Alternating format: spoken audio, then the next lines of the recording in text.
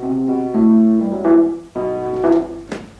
2 týždne kope Jano jamu, veľmi si v tom hodie, predpokladá každopádne, že mu do nej sused spadne. Nedbá na príslovie, nedbá na príslovie.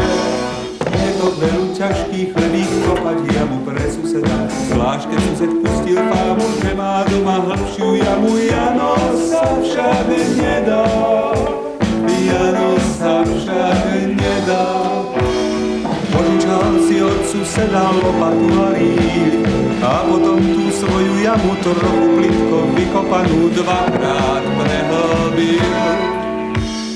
Teraz nevie vyliezť z vlastnej jamy, už má toho aj dosť a len smutne čaká na dne, či mu do nej niekto spadne a bude mu v jame robiť spoločnosť.